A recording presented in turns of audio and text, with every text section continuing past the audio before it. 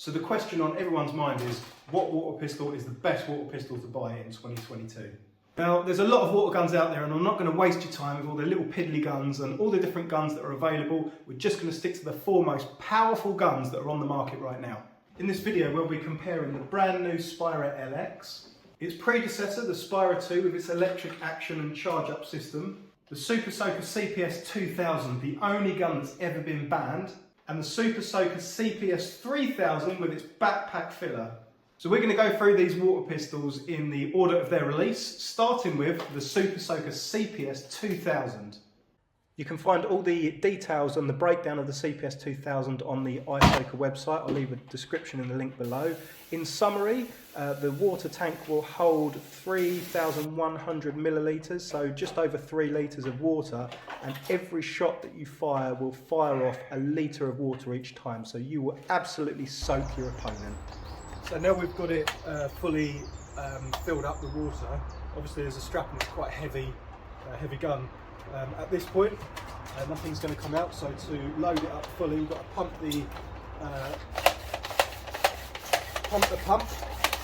Can't think of a better term. You'll see that this is going up. So as we pump it, pumping up more and more until we get to the fill line. Okay, so we're on the full there. I'm going to shoot down there. What's most notable about this blaster is it's going to fire off a whole litre of water in one long burst. It's surprising how much water comes out and how much power is behind it.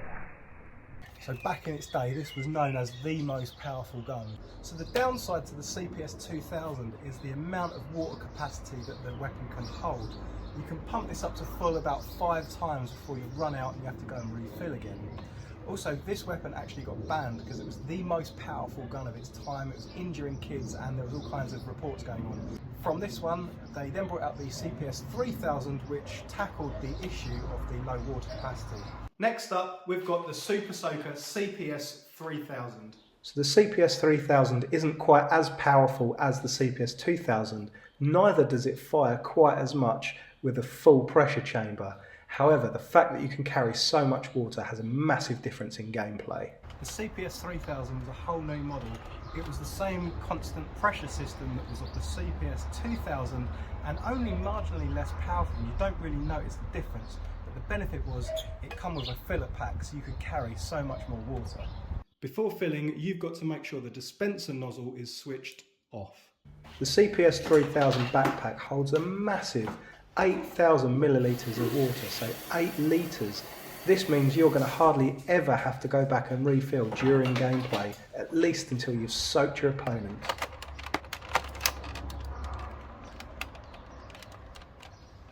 The benefit here is this is incredibly lightweight in comparison to the 2000. Plus you've got the water supply on the back, which fills up so many more times than the 2000 does. To load is the same pump system.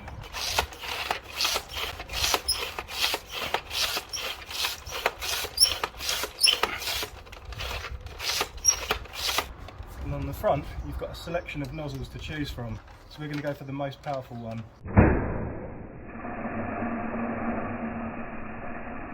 A fully pumped reservoir with this gun will hold 850 millilitres of water, so not quite a litre, but the time it takes to unload the full litre takes a little bit longer than the CPS2000, probably because it's not quite as powerful, but as it takes longer to unload, you know that you're going to absolutely soak your opponent and they're going to really struggle to get away from this blast.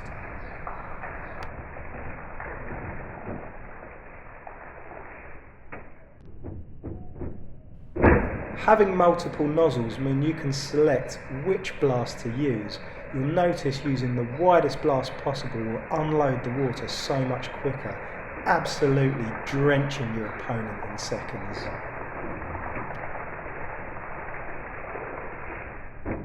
Now we're going to try the sprayer nozzle. One thing you'll notice with this sprayer nozzle is it takes ages to absolutely unload the full pressure chamber.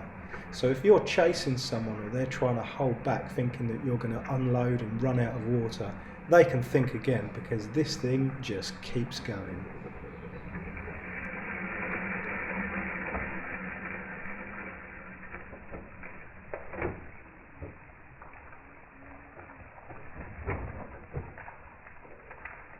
Finally, this one. With the smaller hold nozzles, they tend to give off a lot more power. They don't unload quite as quickly as the wider nozzles, but they will reach a further distance. So depending who you're battling or what weapon you're battling, you can select the nozzle that's right for that situation. So one thing I've noticed with the 3000 is, like the 2000, if you hold down the trigger, you've got the huge blast and you'll completely empty your load. But if you're firing off short bursts each time, you can fire about 20 shots, which is about the same as the Spyra. That brings us on to the Spyra 2. There's no doubt this is an awesome weapon, but boasting the world's strongest water gun is a massive claim. On the Spyra website, it highlights that it fires an effective range of 33 feet, which is great, but compared to the CPS2000 that fires 34 feet level and at a 45-degree angle, a massive 52.8 feet, it doesn't stand a chance. What really sells these guns, however, is the fact that they're electric with a tactical display. Charging up is effortless, pushing the trigger forward and it will suck up the water on its own, loading to full. Now, Nerf bought out Supersoaker and they haven't really done anything new or exciting since they bought Supersoaker. The best guns have always been the ones that we've already explained. So when Spyra come out and brought out its electric technology, this revolutionised the way that water pistols were used. You'll see you've got the electric dial, so when you fire a bullet, one of the bullets goes down and it tells you how much you've got left to shoot. You've also got a long burst shot. If you hold down the trigger and then release, the only downside is waiting for it to reload, so when you fire 3 shots, you can't then fire any more until it's reloaded. The fun factor of this gun is really what sells it. The electrics, the aiming, the moving about, the way that it shoots is just fantastic. The power behind it is great as well, and the fact that you feel that recoil is fantastic. In terms of the amount of water that it holds, however, and how it performs in battle is another thing. When playing with the Spyra 2 with the kids, they absolutely love it, but it's quite a heavy weapon and I've seen them drop it. So I would say this is probably appropriate for about 11 years and upwards in terms of being able to carry it. Firing the trigger is easy for them, so that's absolutely fine. Finally, the Spyra LX. Again, a great gun and some fantastic innovation, but the claims it boasts I'm not sure hold up to scrutiny. It doesn't even really compare to the power of the Spyra 2, and so it doesn't compare against the Supersoakers. The main thing it's got going for it is it's a budget option, so if you can't afford the Spyra 2, you go with the LX. It doesn't have the same electric mechanism, so everything's manual. To load it, we're going to put in and pump the back of the weapon to get it going. It takes quite a few pumps to get it going, so it is labour intensive.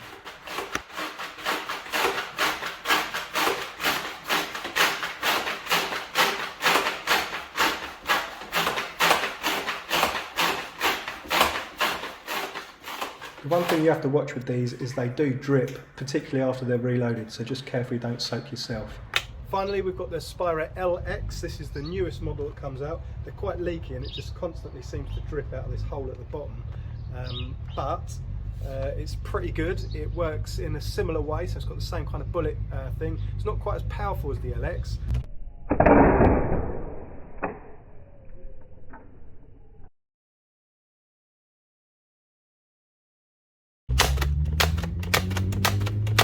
So you see the bullet spread on it is a lot wider. It doesn't quite hit the door in the same way as the 2. You've got the same type of system here, which tells you how much water you've got left. So you see the dial going down from 100% down to 0. Obviously the pump action to load it is slightly different, and the trigger action is slightly different. So instead of being an electric system with the 1 finger, you've got the 2-finger trigger, which takes a little bit more force to fire it off. The one thing that I've noticed with this one though is when you fire the bullet, sometimes it fires a single bullet, sometimes it fires a long burst, and there's no real telling when it's going to do that. When you finish firing all the shots and there's no more shots left in the tank, you'll find it's still quite leaky. So leaky seems to be a big problem with this gun. It holds quite a lot of water in the end of it that isn't able to fire, so if you hold down the trigger you can release all the water, see all the water coming and left out of it. It's not fireable as a bullet. When playing with this gun with the kids, they tend to struggle with the trigger because it's quite difficult for some of them to pull it, and they just couldn't use it, so we had to then revert them back to the Spyra 2. What I found when playing with the kids is they love these water guns, the way that they fire, the way that they carry around. They seem to enjoy these more than the Supersoakers. However, actually in battle against the Supersoakers, these just don't stand a chance. My personal favourite over using all these products was easily the CPS2000 without question. It held so much water and fired off so much blast, it just couldn't be beaten.